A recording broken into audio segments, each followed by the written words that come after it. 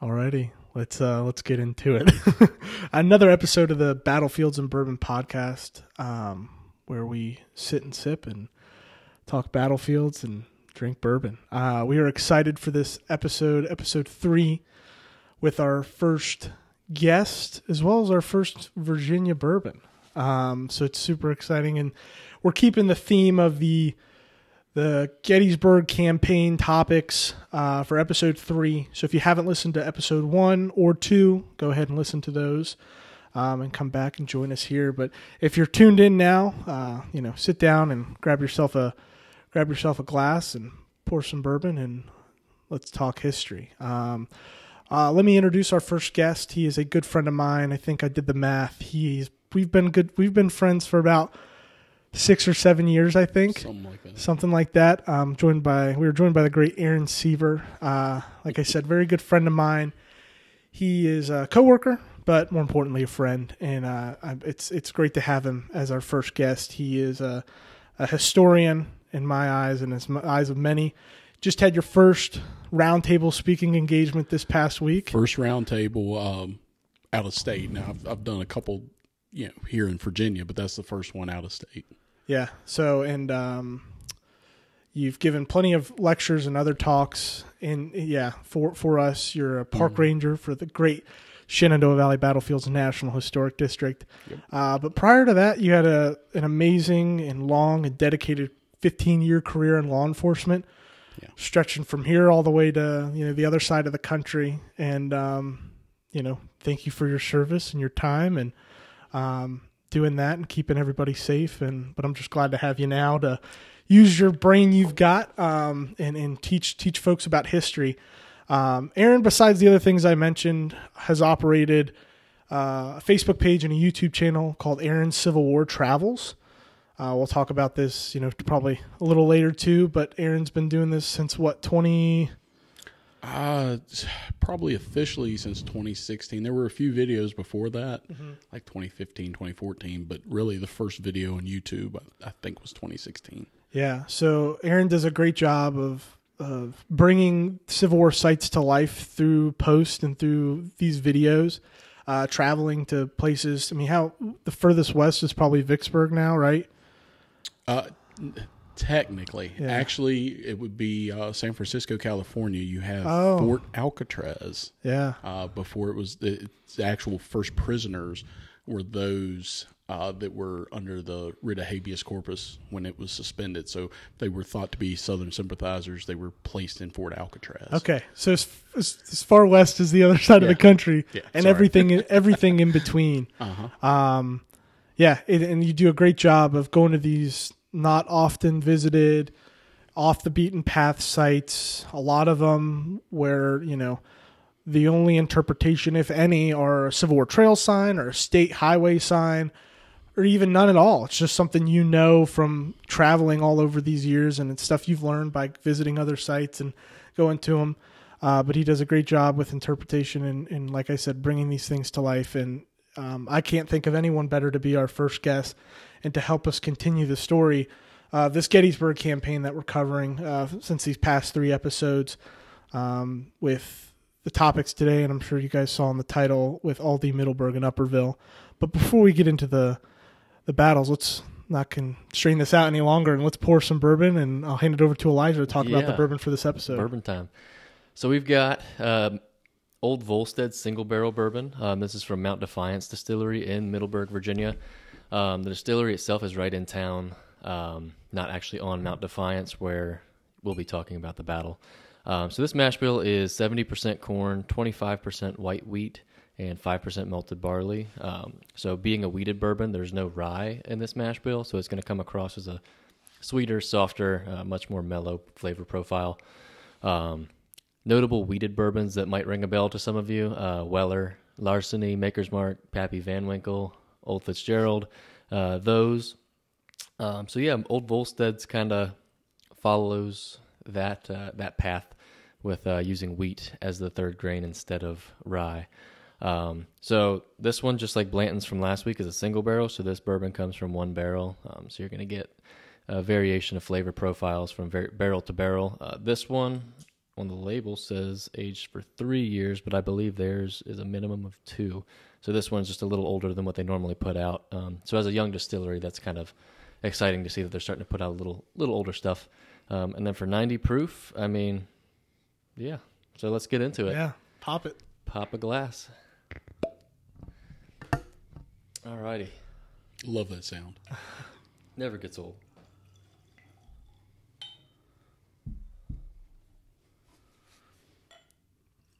So I will say Mount Defiance is the distilleries there in Middleburg, and then they have a pretty large barn, I think, east of Middleburg, where they do ciders and some other beverages. And I will say, when I was out there a couple weekends ago, they were having a sangria cider, and that was pretty banging. Yeah, So they do a lot of great stuff. They do for great sure. stuff. Let's Sure. get some smell. Yeah, give a little nosing on it.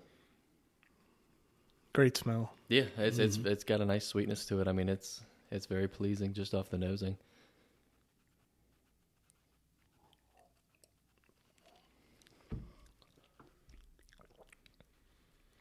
Yeah. I'm a fan. Honestly, I am a fan. I like it. Yeah, that's good. I think for something that you can find here in Virginia, it's a great pour. And if it's something that you're looking for that's new to try, I mean, what better one to try than a local business? Yeah, Especially especially. one. Yeah. Yeah, especially like you said that they haven't been around for, they're not like one of these older groups, so that's pretty good for a. Yeah, they've been out maybe, I'd say probably 5 years or so. I can't say exactly. I'm sure they will probably clarify that, but I know just from my travels to Middleburg and stuff, they popped up just in recent years. So for them to be able to produce something like that in that short amount of time is honestly impressive, because most of these smaller up-and-coming distilleries, either they'll source their bourbons from, like MGP or another distillery or something. But, I mean, for them to make their own stuff and do it like that that's promising of what's to come for them. I mean, I would love to see something older from them, but what they've got right now is still Pretty good for really a young good. one. Yeah. Yeah. So, I mean, with that said, and as Jack mentioned, Aldie, Middleburg, Upperville, we're going to start it off with Aldie, and I'll pass it over to Aaron, and we'll get into it with the Battle of Aldie. Yeah, so we'll set the scene a little bit. Your second episode was on the Battle of Brandy Station, and that's really where the Union cavalry really starts to combat the Confederates in a way. The Confederates start to realize, hey, these guys are the real deal. So fast forward, we're now at June 17th, just days past the Battle of Brandy Station. Lee is still moving his army toward the north, toward Pennsylvania. And there's some other cavalry units around. Not everything is just concentrated down in Aldie. You're going to have Albert Jenkins with the Confederate Army, his mounted infantry, which basically were cavalry. They are going to be in complete control at this time of Franklin County, Pennsylvania. So they're pretty far north. And then you're also going to have Brigadier General John M. Bowden, who's going to go to Cumberland, Maryland, and demand the surrender there. He's going to throw a couple shells in before Cumberland finally falls. So you've got some action happening there. But then we get to Aldie on June 17th, and that's kind of an accidental engagement. Thomas Munford, who's in command of Fitzhugh Lee's cavalry, is on his way to Aldie under Stewart's orders. And then Judson Kilpatrick, under Pleasanton's orders, is heading to Aldie as well. And that afternoon, they're going to meet and surprise each other. And there's going to be a very sharp fight through there. Why Aldie? Do we know why? It's going toward the Ashby and Snickersville gaps. So you have Aldie, Middleburg, all that's kind And of... Aldie's east of all of these, correct? Yes, It's like Aldie Aldie's and Middleburg, then Upperville. Yeah, Middleburg and Aldie are about, I think, 4 miles away from each other. Pretty Okay. evenly spaced, yeah. And But then- all along what we know today is Route 50. Route Like 50. you said, that takes you to the Snickers Gap Yeah, Snickersville Gap. and the Blue Ridge Mountains. And, yeah, so you've got I think that one's Ashby Gap. Ashby Gap. Ashby yeah, Gap, yeah, my bad. Ashby Gap yeah. is... Snickers is where- at 7. Yeah, Route 7, Berryville. Snickers is farther up, which there's going to be a lot of action in both of those areas during this whole time. Really, I would call this one massive cavalry battle from June 17th to June 21st. Bold statement, Mr. Siever. It is, but if you look at it, really, the only day that they don't have a lot of action is the 19th. Actually, that might be the 20th. Yeah, 19th was the day of 19th Middleburg. they Yeah, did but Middleburg. the So the big bang. 20th is when A lull in the battle. there's a lull. Yeah. Not much of one, but there's a lull. But yeah, June 17th, a lot going on. We know north. But Pleasanton has moved because he's under orders from Hooker. And those orders are sent to him through the chief of staff, Butterfield. And it says, the commanding general relies upon you with your cavalry force to give him information of where the enemy is, his force, and his movements. And then later it even says, it is better that we should lose men than to be without knowledge of the enemy. Now that sounds great. There's a problem with that. That's what Hooker is putting out to Pleasanton. That's what the War Department's seeing. That's what Abraham Lincoln's seeing. Hooker's also going to tell Pleasanton, don't leave me exposed.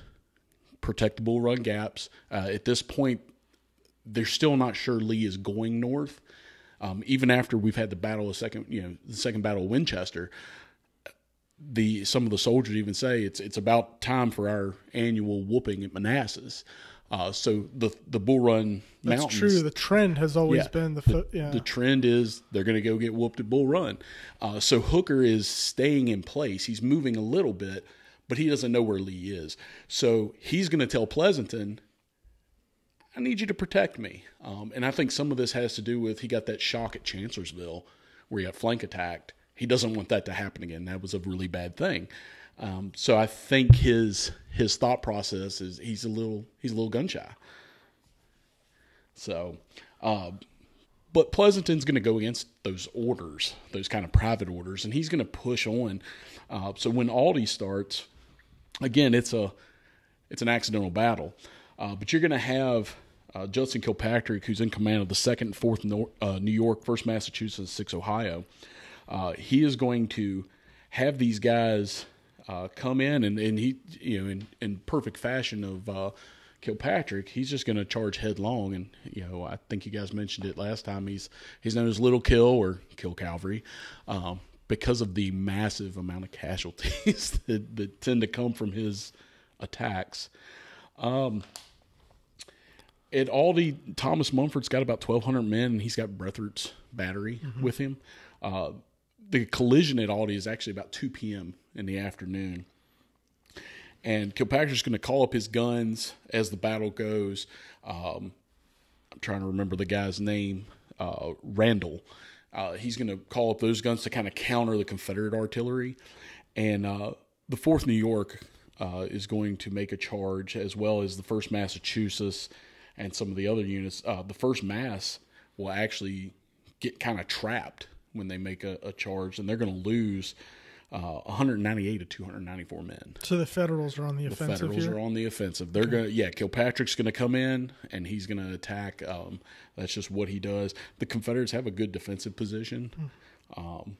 Mumford he's at a little bit of a disadvantage because he only has 3 of his cavalry regiments with him at Aldie. The others, the 2nd and 3rd Virginia, are racing down the Snickersville Turnpike because they hear the sounds of battle. So they're gonna come down and try to get into that as soon as they can.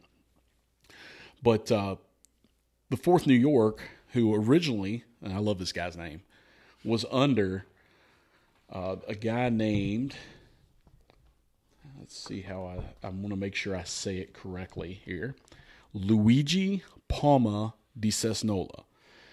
He is actually under arrest at this time. And he's under arrest because he allowed the 4th New York to travel through an infantry camp. So I don't know that that's really a good reason. Kilpatrick has him placed under arrest, but that's what happens. So he's riding at the back of his 4th New York when this battle starts. He sees his 4th New York charge, and they get repulsed. He gets so amped up that he rides to the front, he spurs to the front, and decides to lead another charge. This guy has no sword, no guns. Everything's been taken away from him. He's still under arrest. But he's going to lead a charge. Now, they will be repulsed, and Kilpatrick will release him from arrest and make sure he has a gun and saber at this point based on his bravery. And later he'll get wounded in another charge at Aldie and actually win the Medal of Honor for that.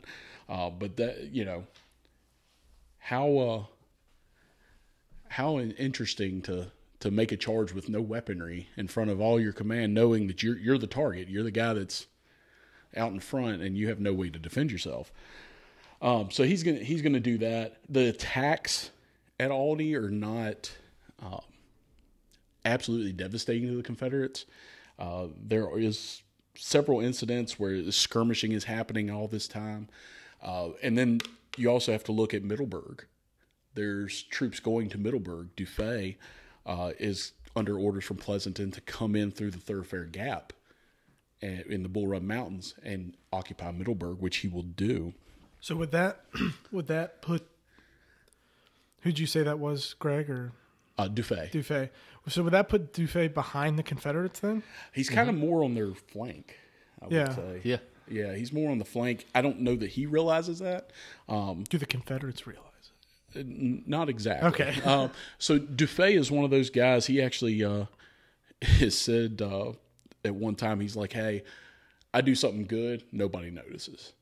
When I do bad, I get promoted. He did terrible at Brandy Station. He was horrible. He got promoted. So he's very true. I don't think we talked at all about Dufay because he's the one going through Stevensburg, right? Yes, yeah, Stevensburg. He splits off after Kelly's Ford. Yes. Okay. And so Dufay's going to be in a bad way at Middleburg, and we'll get to that. But meantime, down at Aldie, the fighting's getting more intense as units start to kind of come online. There's going to be a guy, he's a captain, Reuben Ballston. He's going to be in kind of a forward position, part of the 5th Virginia, and he's going to have 50 men behind these haystacks, and as the Union cavalry charges, they're going to take out the first kind of wave. But that second wave is going to capture all those guys. So it's a very quick little fight there. That's on the Adams farmland. So it's Aldie is definitely the beginning of this. A lot of places have it as a skirmish, and I don't think Pleasanton commits so much based on the fact that he's got those counter orders from Hooker to not press too far. So there's that little caveat in there for him. When Duffy gets to Middleburg later, that will be around 4 p.m. and he has the 1st Rhode Island, which is under Kilpatrick as well, and his task is to hold Middleburg, and he's got a tough task because he's got to hold Middleburg all night, and the Confederates who retreated from Middleburg are coming back in force. Well, that's Middleburg. Okay. Is happening. That little part is happening as the Battle of Aldie is happening. Okay. So you have. And I know, Elijah, you've been there a lot, so if you got something to add with that, go for it. So that there buddy. on the 17th, as the Federal cavalry kind of comes in to the town, that's when Jeb Stuart almost gets captured, is it not? Yes. He was at the, what was it, the Red Fox Inn? I think, yes. Red Fox, I think it's called the Red Fox Inn. I think that's what it is today, but yeah, it was a tavern back then. Yeah, and you can still see it. It's still there. Fraternizing and, having a good time with his staff. Doing his normal Jeb Stuart things. And you've got to look too. I mean, we look at Brandy Station. He gets hammered for that. And it was a surprise attack. He gets hammered for his pursuit to Gettysburg. But you look at these battles, he's going to get hammered in the newspapers for these too, because they say it's kind of a continuous thing of the surprise at Brandy Station. But Stuart actually performs fairly well during these battles. His goal is to shield the Army of Northern Virginia. And he does that. Which is in the Shenandoah Valley. Cover these gaps. Cover the gaps so Hooker is blind. And Pleasanton, for one of the first times, the Union cavalry is trying to gain information. They're not just kind of sent out on picket duty and things. So this whole thing is transforming before our eyes in 1863. The defining of Federal cavalry. Which is cool, because just to see how they end up in 64 and 65 towards the end, I mean... It's a totally different force. Yeah, and it's like if they had that, I hate what ifs, but it's just like it's crazy to see the transformation of Federal cavalry because,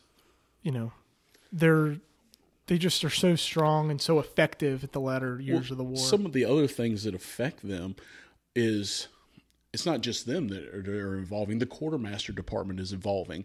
One when the horses went lame, they didn't have replacements. So by this time in 63, things are really starting to move. They're sending 1,200 horses a day almost to the front lines because the cavalry needs them. You know, these guys, they're fighting continuous battles here, and so the horses are giving out. And, you know, we tend to forget about the animal count that happens in the Civil War. You know, we've got, I think we're up to like 720,000 is what the new number is, something like that, of casualties. I mean, that's still going up when you count civilians and things. But then you add in the animals. And I think, is it Middleborough? There's a museum. Yeah, there's a museum or and a monument to the horses. To the horses. I think it's and which is a cool monument. It's a really neat monument, but not a lot's thought about that these guys are, you know, these horses are just as much a casualty of this war. But Aldie, pretty much. The Confederates will retreat from there. They're going to do kind of a leapfrogging thing. They're going to back off to another height. There's a lot of hills there. So once the Confederates retreat, they'll go to another defensive position. And again, they're threatening offense, but they're not offensive at this point. They're just kind of stalling. Yeah, they're just wasting time just to keep the Federals off of Lee's trail. You know, let Lee continue marching and keep the Federals at bay. Buy as much time as you can. So by the end of the day of the Battle of Aldie or the skirmish at Aldie, you said, Stuart feels it in the papers and the criticism he gets, but let's just, based off numbers and what we know the objectives are, is it a Confederate, victory? Is it the same kind of instance where it is at Brandy where Stuart holds I would say, technically it's a Union victory. They're in command of the field at Aldie. Because Mumford moves back. Stuart has him move back. Stuart orders him to move back to another hill. However, the Confederates achieve their goal of, stalling the Union advance. And that's why the American Battlefield Trust calls it inconclusive. It's inconclusive. If you look at all three of these battles are considered inconclusive because they definitely, the Confederates accomplish their goal and the Union's pressing them hard and they generally are in command of the field. Definitely an inconclusive battle in the end. So set us up for as they fall back to that secondary line. Yeah, so the Battle of Aldie is going to basically kind of peter out at that point. There will be heavy skirmishing, and even the next day when they start moving around. Up in Middleburg, there's still going to be heavy skirmishing in that area of Aldie. It's only 4 miles from Middleburg, so there's a lot of firing going on. The next day, the June 18th, this is when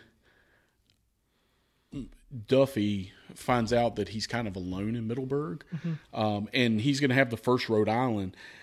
And out of what he has there, he's actually, when he goes into camp, he is camping yards away from the 9th Virginia, and neither one of them know it. How that happened, I don't know. They're in the same field, and neither one of them realize that, and they're camping close to each other. So the next morning, he's basically surrounded. Now he's got to break out of Middleburg. He's got 210 men with him on the 1st Rhode Island. The 1st Rhode Island will cease pretty much to exist. As Duffy will retreat to Aldie, he's going to yell, "It's every man for himself." He and 31 other men and officers are going to make it to Aldie. That's it. The 210 are going to be missing or captured. Wow.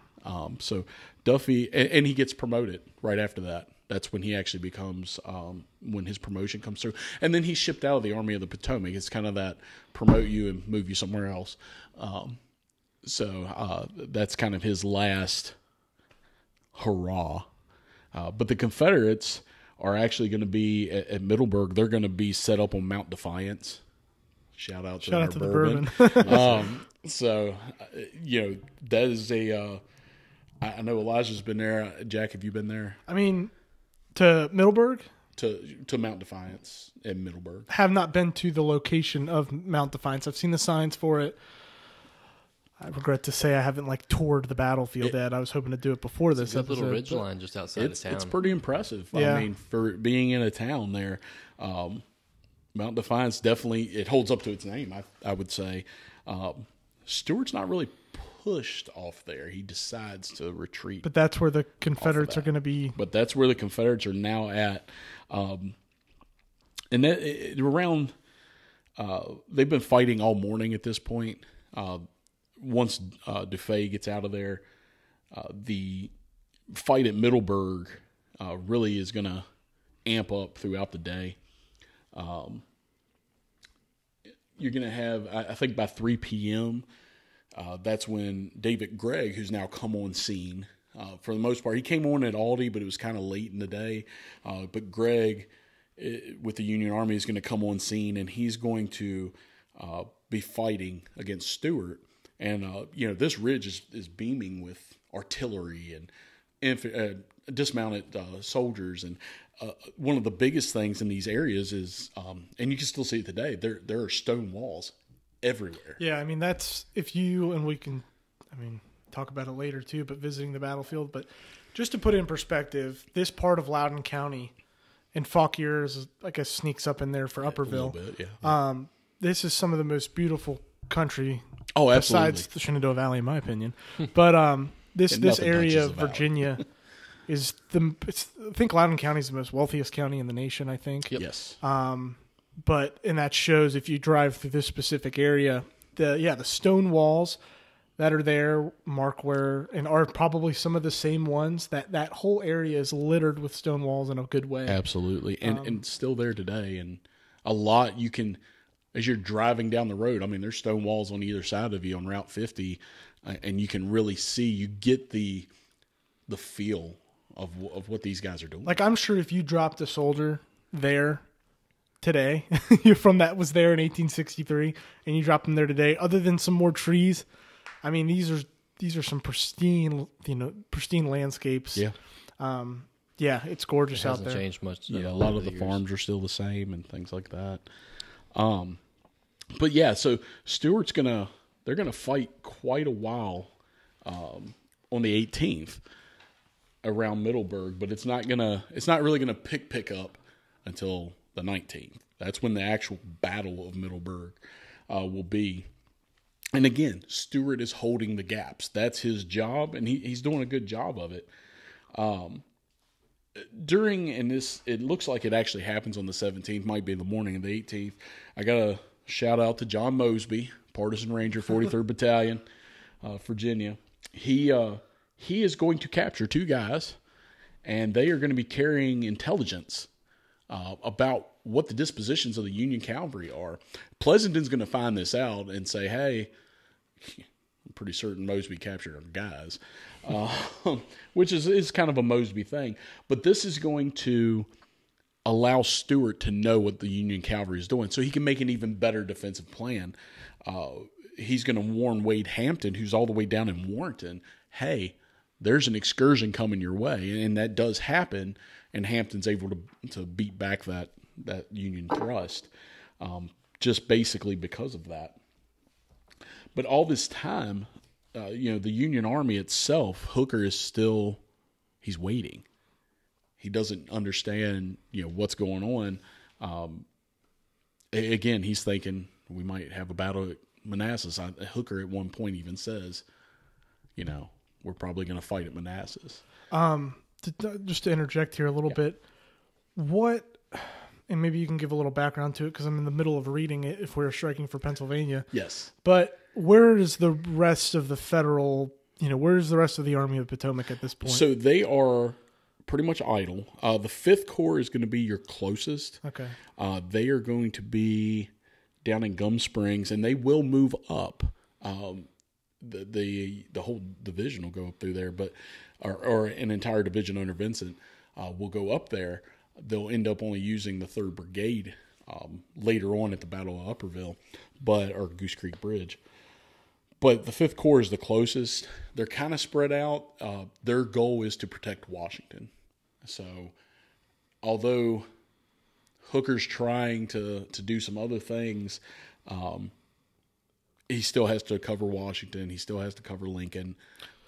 Which is amazing just because, if we're looking at the 18th and the 19th of June, you got to think about it.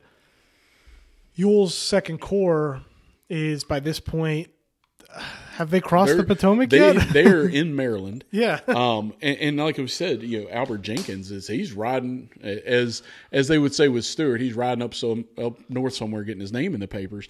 But that's what Jenkins is doing. He is very far up north into Pennsylvania. And they're a partisan command, right? Yes. Him and Bowdoin. And Jenkins will go back into Maryland, I think it's the 18th, and then he'll come back into Pennsylvania. They just continuously are making raids, which at this time now everybody's rushing toward Harrisburg, Pennsylvania, including some of Milroy's corps that got destroyed there at 2nd Winchester.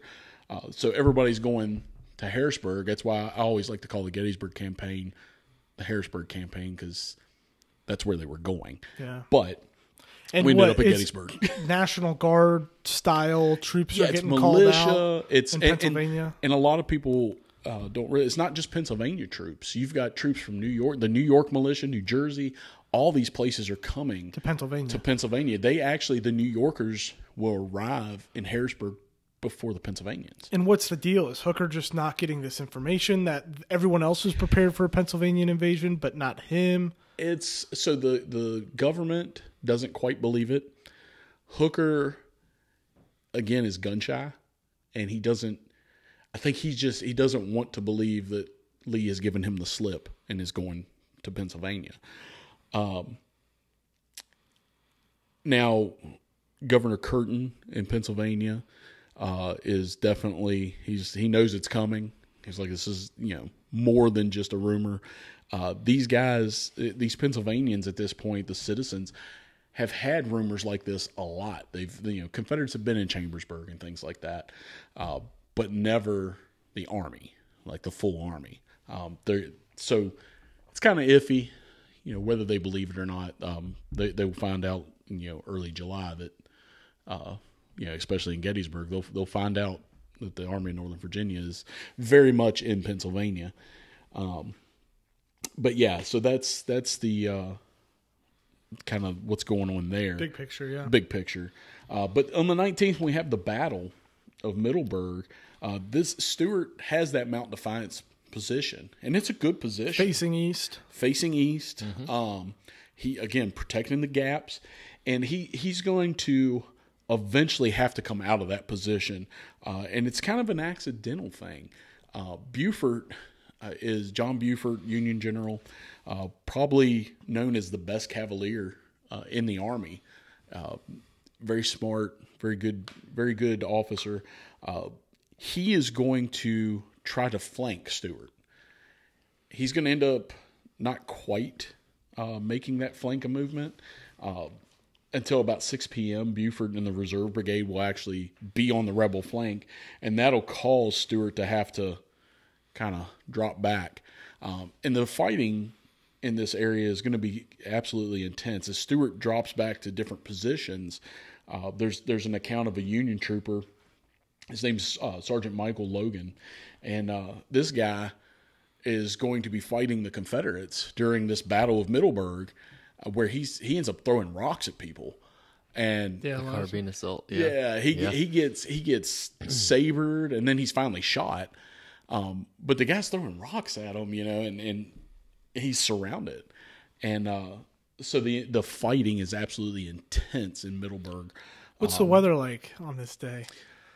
So it's been raining off and on. I think during this particular part of the battle, it's pretty hot and muggy. That's what I heard. Isn't this some of some of the hottest degrees that day? Yeah, some of the hottest time. Especially you think about you're riding the horse. That's why the horses are also breaking down so much. They're overheated and things like that. So by 6 p.m., Buford and the Reserve Brigade will be on the flank of Stewart and push them back. That's when Stewart's going to move back toward Upperville and Goose Creek Bridge, which is the final clash there. Just west of Middleburg. Now, one thing for Stewart, when he gets to Goose Creek on that same day as the Battle of Middleburg, Wade Hampton is going to be with him coming up from Warrenton. So that's going to bolster his command, make him a little more defensible. And he's going to have a very good, strong position at at the Goose Creek Bridge, just between, it's kind of between Middleburg and Upperville.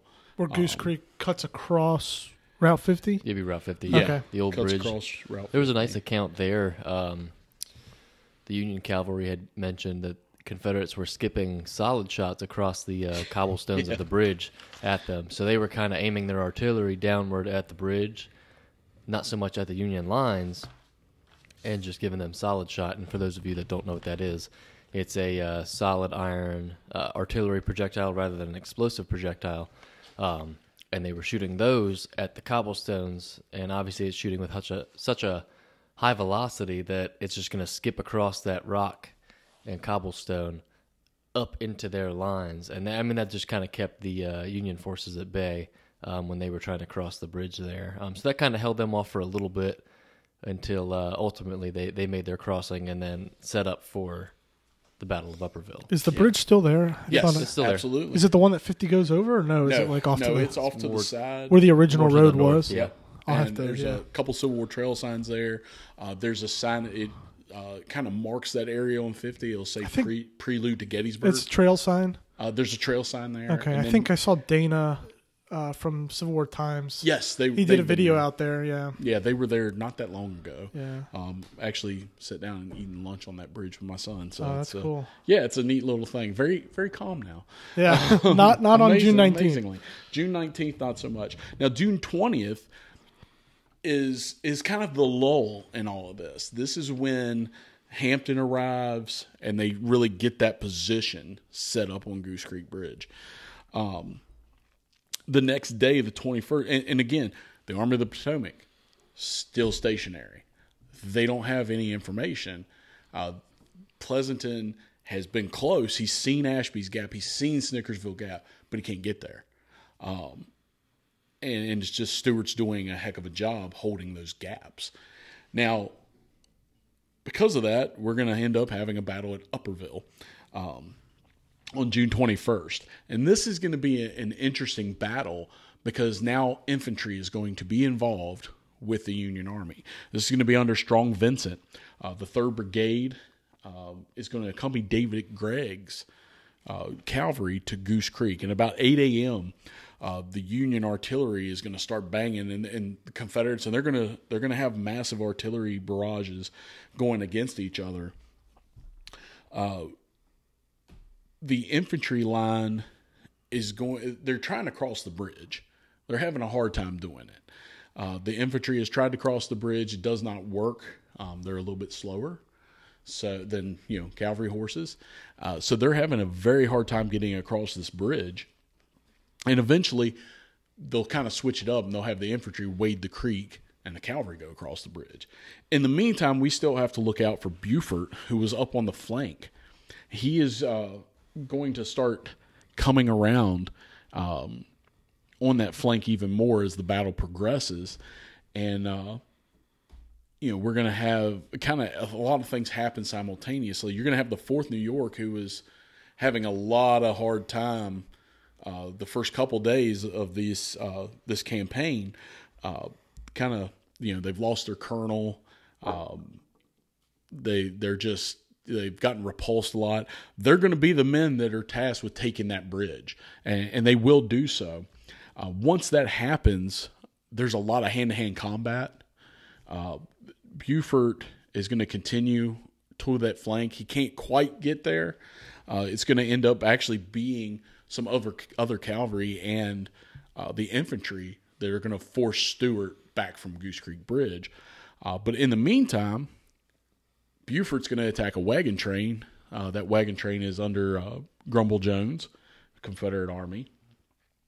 And he's going to end up, there's going to be some heavy fighting there as he's trying to get to that flank area. Stewart actually gets into this. He starts fighting like a common soldier.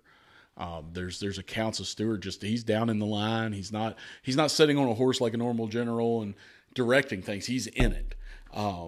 And kind of what we know of Stewart, he enjoys that. But the Confederates, as they fall back, they're going to end up falling back into Upperville, and the Union troops will push them through there.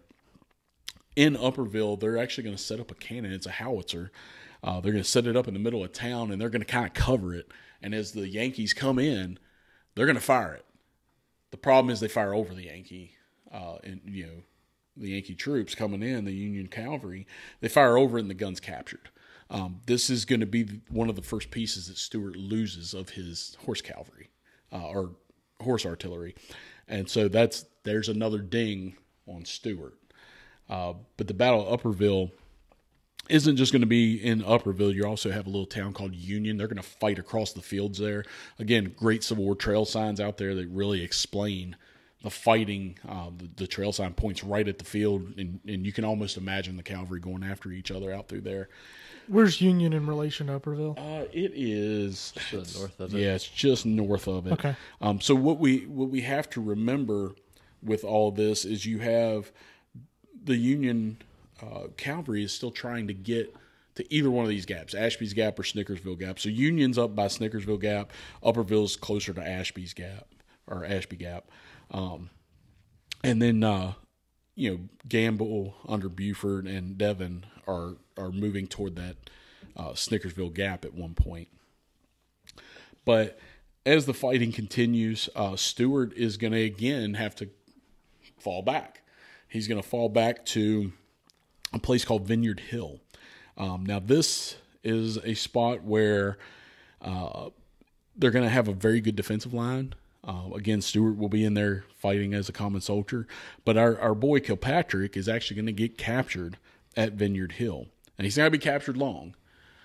But there's, and we'll do the book recommendation here in a little bit, but in one of the books about this campaign, the 4th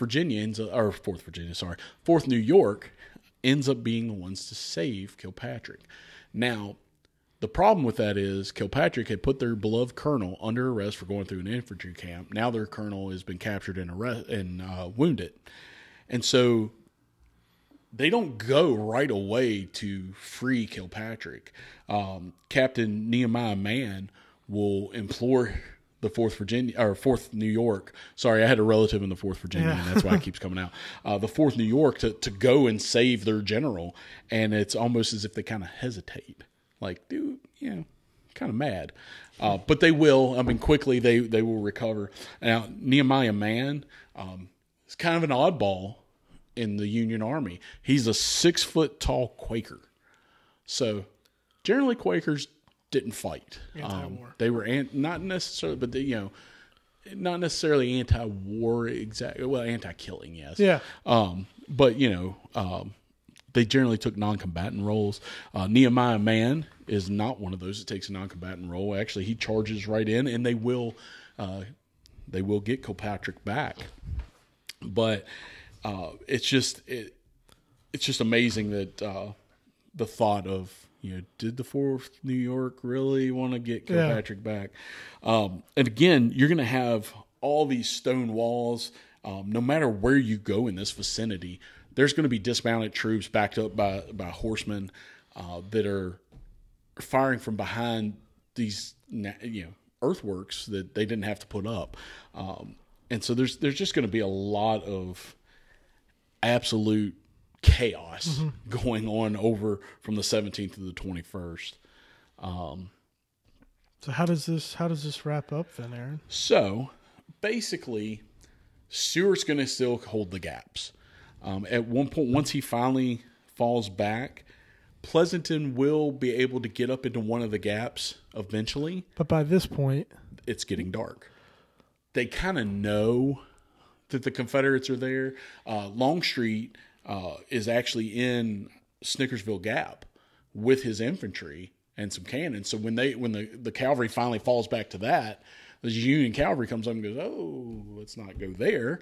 That's a bad, we're going to get destroyed."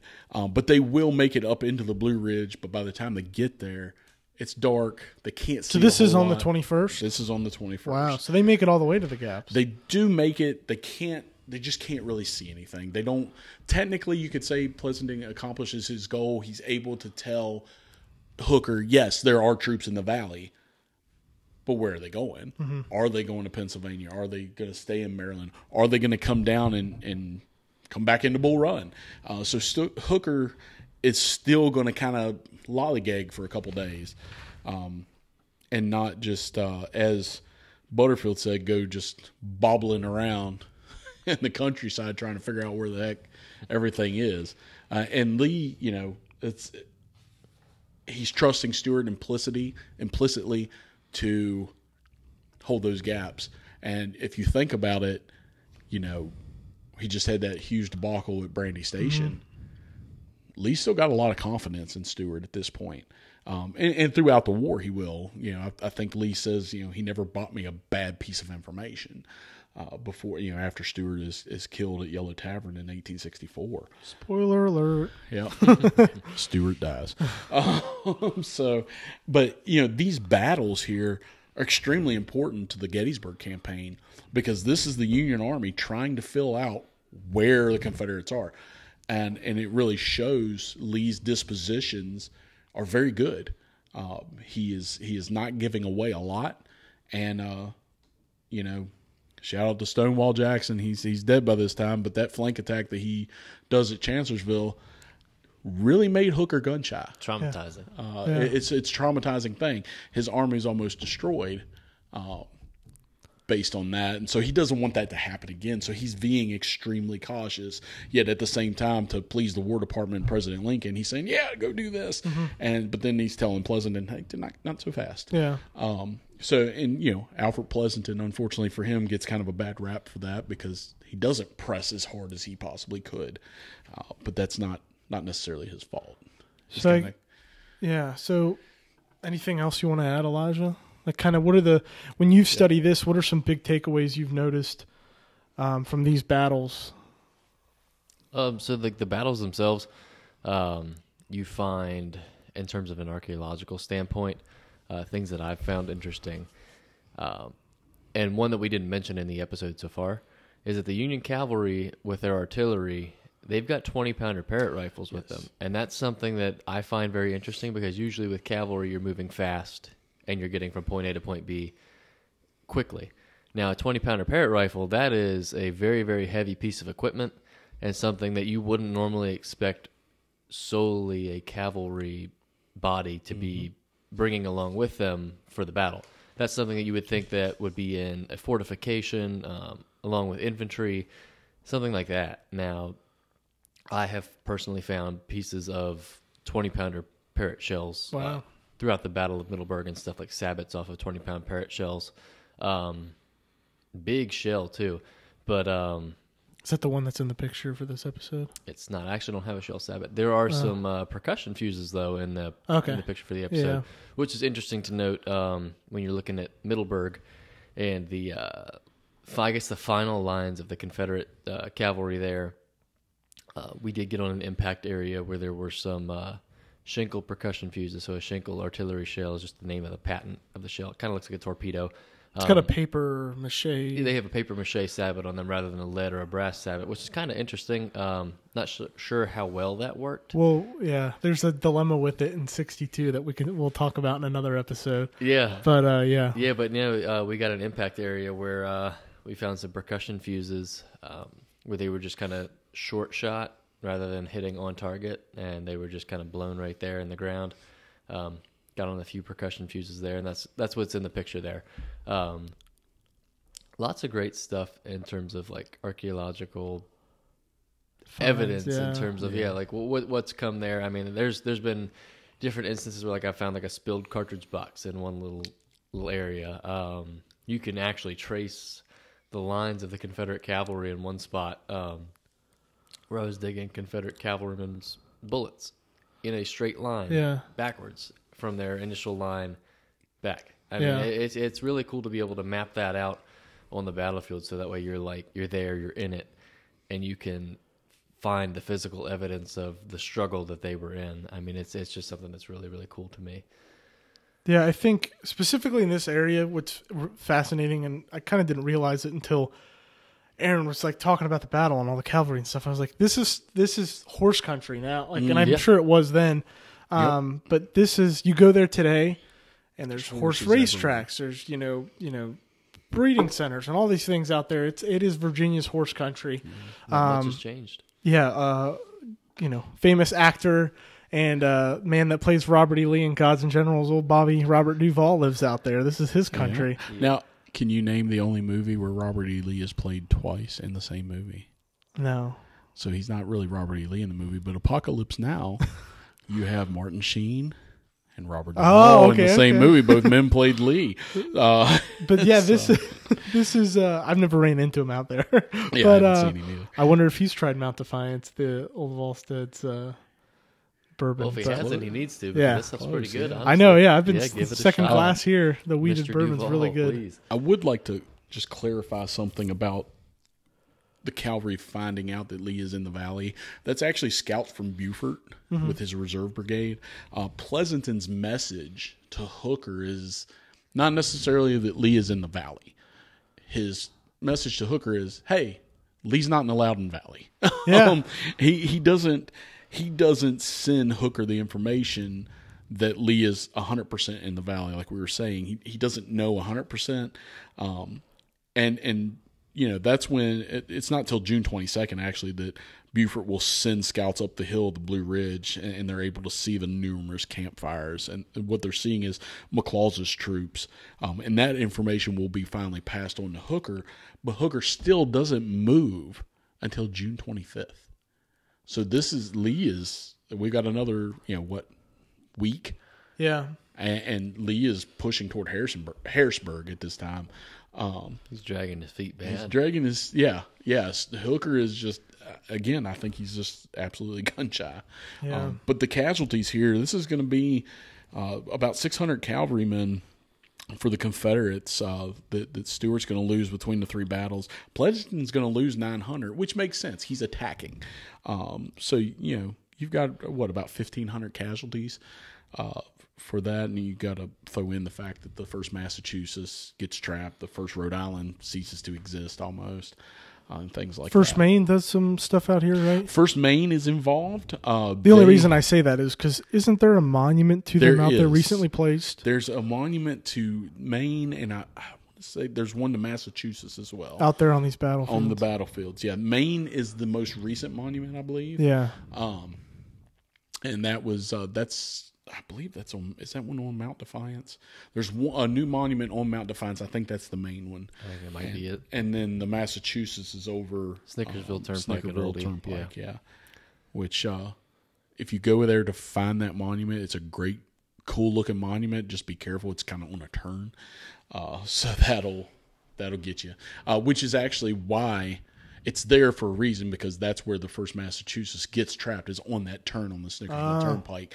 So they put that there to honor that. But that's and it's definitely a sharp turn, so you can see why they would get trapped there. I guess that ties us right into visiting the battlefield today. We talked a little bit about it throughout the episode. Civil War trail signs there, but Definitely. I know, Elijah, you've been out there. Aaron, have you done videos on these battles? I have not done videos on these particular battles. I do have a bunch of pictures from out there. I've been out there several times. Love the area. So let's talk about it. Let's talk about it a little bit. Aldie, what's there to see there? What can you do there? Oh, goodness. There's the Aldie Mill. Okay. So that's everybody loves Troopers mills. hiding in the haystacks. Yeah, there. everybody yeah. loves Hiding in mills. the haystacks. Everybody loves mills. There's Civil War trail signs all over the place. Out through there along the road.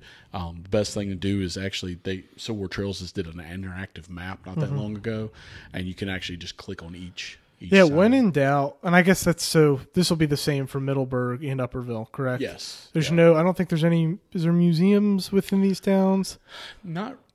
There's a couple monuments though. There's a lot of monuments. Now, Middleburg is very laid out. There's monuments. There's a lot of signage in Middleburg. Aldie's got signage. Upperville's got signage. Each of these places that we talked about, Union, Goose Creek Bridge, has signs, and you can go stand, basically where it was. Some of the stuff is privately owned. It's like a battlefield park without being a battlefield park. Yeah. Privately owned, but fully interpreted. You can visit, correct me if I'm wrong, you can go to it's Mount Defiance Park now. Yes. Yeah. And there's signs there, and okay. Yes, and I believe there's a cannon up there too. So everybody loves cannons. Everybody loves cannons. It's beautiful country. I mean, absolutely. it is gorgeous. There's great places to eat. I don't know if there's too many events that I'm aware of that get hosted out there. The old Mosby Heritage Area, the name's drawing a blank on me now. Is it the Virginia Piedmont Heritage? I think it's Piedmont Heritage Area. Yeah, now I think they do a lot of work out there, but I don't know if they host a conference every year. And in this area too, I mean, going back to Mosby, you have all this going on, but then this is what was called Mosby's Confederacy as well, the Loudoun Valley. So Mosby's moving around constantly. So there's a lot of other things. Yeah, it's not just these three battles. It's not just June 17th through June 21st. You've got Mosby moving around the whole course of the war. Rectortown, Paris, all these different places.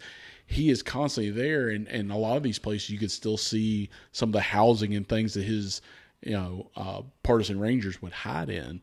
And some of the places where Mosby was, wounded and captured, things like that. And keep in mind, and I just learned this like within the past week, talking with a young historian friend of mine. In the end of November into early December of 1864, Sheridan burning. Yes. The Loudoun Valley. The Loudoun Valley gets burned, and that often gets overlooked, I believe, in my opinion, by the burning in the Shenandoah Valley in October of 64. Yes. People kind of just overlook Sheridan burned in I think it's because in the Shenandoah Valley it's a little more intense. It's a larger area. It's a larger area, and it's the Loudoun Valley provides, but not near what the Shenandoah Valley did. And so I think that, and also, the Shenandoah Valley was an avenue of invasion. Obviously, we're talking about that right now. Lee's going down the valley into Pennsylvania. But these were important. These battles in 63 were important because of the valley, the Shenandoah Valley, and being able to access that for access purposes to get into it, but also for intelligence to see what's happening in there. Because you can't see what's on the other side of that mountain without going on it. The Blue Ridge Mountains do a wonderful job of screening that. And then like you said, in '64, the Loudoun Valley does get burned. It's kind of that all-out war at that point. It's orders from Grant in August, the same time he's given those orders to what to do with the main Shenandoah Valley. Yeah. It's the same time he's like, handle the Loudoun Valley, and Sheridan gets to that later after he handles what's there to do here in the valley. Yeah. So now, I would say after, you asked what happened after these battles, so Pleasanton's going to go back to Aldie. He's still kind of under those orders not to, to get intelligence but not go hog wild. Stewart's going to pursue him, but at a distance, and eventually, on information from Mosby, Stewart's going to attempt to ride around the Union Army one more time. He's done it successfully a couple times. This time will not be as successful. And not to get too far into Gettysburg, but he does make it up. Yeah, catch us up to it, because listeners, this is the last Gettysburg Campaign episode we'll do for a while. So Stewart gets, like I said, a bad rap on getting, going around the Union Army. But really, when you think about it, by the time he is where he's at, to turn around and come back through like the Snickersville Gap and into the valley, it's not a plausible thing to do. He's still going to be delayed. So he will go around. He'll get to the outskirts of D.C. He'll capture some wagon trains, which is part of his orders, is to capture supplies for the Army. He'll get to Carlisle and actually send some shells into Carlisle. And at that time, General Early under Ewell is marching away from Carlisle. He's been called to Gettysburg, and he hears that. He doesn't send anybody back. He doesn't go back to find out why there's firing in Carlisle. He thinks it's just militia and maybe, Jenkins or whatever. Had he done that, Stewart accomplishes his mission of meeting up with Ewell and getting on that right flank of the Confederate Army. But that doesn't happen. Why? Who knows? Yeah. So there, you can't. Eric Wittenberg went on a tour with him, and I'm in total agreement. You can't blame Stewart for the whole thing. Lee's orders are Lee's orders. They're not exactly set in stone. And then, I think we kind of have to blame a little bit of everybody. Early, Mosby, all this, because Mosby gives Stewart bad information. Doesn't happen often. And I think when Mosby went and saw, hey, there's an opening here, I'm sure there was. But by the time Stewart gets there the next day, that opening's closed because now the Union Army is moving. Yeah. They figured out, this is by the time that they have figured out, okay, Lee is moving north. So I think you kind of, there's a lot of blame to go around with that. But Stewart is the one that gets looked at as the guy that messes up the Gettysburg campaign because he doesn't give intelligence that could have been there possibly. Well, perfect. I think that was a good summary. And Aaron, let's hit because I know this was your recommendation. Our book recommendation for this episode is it's called Small Riots. And I forget the author's name. Yeah. If you give me just a second. Yeah, small but important riots. Yeah. And so that book is by Robert F. O'Neill. Just came out this year, last year, I think. It's a 2023 book, actually. Yeah. It is kind of a rewrite of an older book with the same name. This is, copyright 2023. He does a great job in here of talking about a lot of different things. But it's Small but Important Riots, the Cavalry Battles of Aldie, Middleburg, and Upperville, which are the proper names. Again, we talked about Goose Creek Bridge and Union and things like that. Yeah. Those are all little places that attacks happen. In-betweens. Yeah, the in-betweens. The in-betweens. But great book. I read it. I finished it. It's in the back. It's got some absolutely awesome information about who was where, who was under who, casualties, things like that. And it's a great compilation of everything to do with what's happening. Absolutely great resource to have when you're studying these battles. Yeah. And just came out awesome not long ago. Well, perfect. Well, that's our book recommendation. The bourbon, I think everybody has agreed is fantastic. Oh yeah. For a wheated bourbon. I think is this our first wheated on the those first wheated. Yeah, we did low rye, high Mm-hmm. rye. Now we're at wheated, so we've kind of covered our bases there. And I think you can buy it in some ABC stores. I know you said you saw it in one, maybe, or no? Most, was it most ABC stores in Virginia?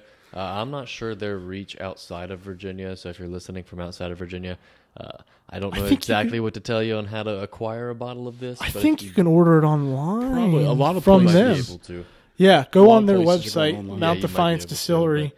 I think you can buy it online, and they do the little 5 ml bottles you can buy too for the small tastings. But I bought that straight from their distillery, and if not, that's all the more reason to visit them. Go out, visit them, try some of that, visit their distillery, walk to their around cider. the town. Yeah, Middleburg's a gorgeous town. Middleburg. It's gorgeous. You can still see Stewart's headquarters and a lot of other fun stuff. Yeah, so I've got it right here, the Warhorse Memorial. Yes. Near the entrance of the National Sporting Library and Museum. Okay. So if you're looking for that, it's like right across the street or up the block from the distillery. Yeah, almost as soon as you get into town on your right, if you're coming from Winchester, headed east, it's going to be right there. Yeah. Very cool looking monument. Yeah, absolutely. But thanks everyone for tuning in, and we look forward to next episode where we have another guest. And a topic going to, the hint for that one is 1862, and we're jumping back into the Shenandoah Valley.